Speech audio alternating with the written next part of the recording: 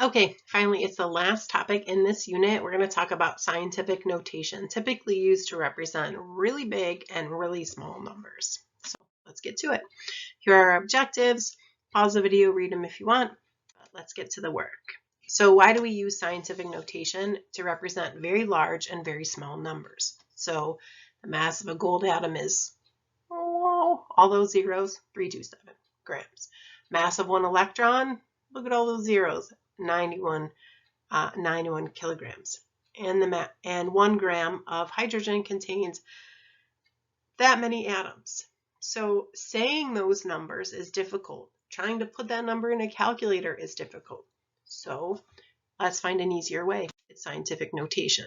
So what's the format for scientific notation? It's going to be a times 10 to the b power. The a is going to be a number greater than or equal to 1, so it has to be at least 1. It can't be 0.99, it has to be at least 1, but it has to be less than 10. So 9 point something, 1 point something. Okay, it can't be 10, can't be greater than 9.99999 repeating, and it can't be less than 1 exactly. All right, so there can only be one digit to the left of the decimal point, and that digit to the left of the decimal point has to be a 1 through 9. Can't be a 0. And the b, the exponent, has to be an integer, so a whole number, but positive or negative, so an integer. So it could be -1, could be +1. So in English, we would say 100th. Here's how we write it in notation. There's how we write it in scientific notation. Simplified scientific notation. So I'm just talking about the number 10. I could say 10 to the first power. If I'm just talking about the number 1000, I can just say 10 to the third power. That's an easy way to represent it. There's some examples. But how do we actually put the numbers in scientific notation and take them out? So we're going to cover both aspects. So here's a number. I want to put it into scientific notation so I don't have all those zeros, worry about commas, what's going on. So first, put the decimal point. Okay, so remember that decide where the decimal point should be, right? After it's in scientific notation. So remember, in a whole number, if the decimal is not written, it's all the way on the right. So where should the decimal be? Right there, between the 3 and the 5. Now count how many places you need to move the decimal point. So let's go 1, 2, 3, 4, 5, 6, 7, 8, 9, 10, 11, 12, 13, 14. So I had to move 14 places. Since the decimal is moved to the left, and it was meaning it was a big number, the exponent is going to be positive. So I'm going to write in the correct format that a times 10 to the b power. So 3.5 times 10 to the 14th. Here's another example. First, locate the decimal point. There it is. It was already there. Decide where the decimal point should be, right? One non-zero number has to be to the left, so the decimal point should be right there between the 8 and the 7, so it should be 8.72. Count how many places you have to move the decimal point. 1, 2, 3, 4, 5, 6, 7, 8, 9, 10. 10 places. Since the decimal is moved to the right, it was a small number. The exponent has to be negative, so we have to rewrite it in the correct format. A times 10 to the b power, and it's going to be 8.72 times 10 to the negative 10. So remember, we move the decimal point to the right of the first non-zero number. Count how many places the decimal had to be moved. If the decimal moved to the right, the exponent is negative, so right down the line. So if it goes to the right, it goes down. Negative number. If the decimal moved to the left, the exponent is positive. Left up to you. Left, it's up. It's a positive. All right, so how do you take numbers out? Okay, here's an example. Write the significant figures without the decimal. So just write down the 175. Mark where the decimal was. So just so you remember where it was. Look at the exponent. It indicates how many places to move the decimal point. So we have to move it 8 places. And since the exponent is positive, the number has to get larger. Count the correct number of decimal places. So 1, 2, 3, 4, 5, 6, 7, 8. Fill in the spaces with zeros.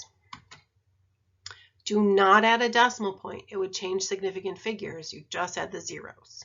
That's it. So it's going to be this number right here, don't add the decimal point. That would totally change significant figures for this number. Here's another example. Write the significant figures without a decimal. Mark where the decimal point was. Look at the exponent. It indicates how many places to move the decimal point. Since the exponent is negative, the number has to get smaller. Count the correct number of places. 1, 2, 3, 4, 5. Fill in the spaces with zeros. Now I have to add a decimal point. But remember, those zeros aren't significant. It didn't change significant figures.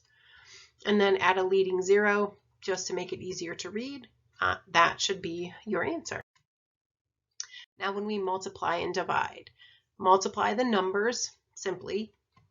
Since it's multiplication, add the exponents, and then write what you have so far. Okay.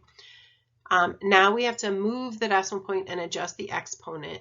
Okay, so look at that number. I have 10.7276, but remember, only one non-zero number can be to the left. So I have to move the decimal over, and since I moved it to the left, the exponent goes up one. I moved it one space, exponent goes up one. Now I'm going to adjust the significant figures. I only need 2 significant figures, and so that should be my final answer. Here's another example. Multiply, add the exponents, write what you have so far. Now I have to move the decimal point and adjust the exponent. I have to move it 1 to the left. The exponent goes up 1, which means instead of -8, it becomes -7. Adjust those significant figures, and there. Okay, let's start with this problem. So first we're going to divide the numbers, and since it's division, we're going to subtract the exponents. But when I take 3 minus -3, I'm going to get 3 plus 3, which is 6. Write what you have so far. You don't need to move the decimal point, so I'm going to keep that the same. But now I need to adjust the significant figures for sure. I need 3, so there's my final answer. Now when we add and subtract, so since the exponents are the same, see they both are 5, all we do is add the numbers and keep the exponent, right what we have. We don't have to move the decimal point.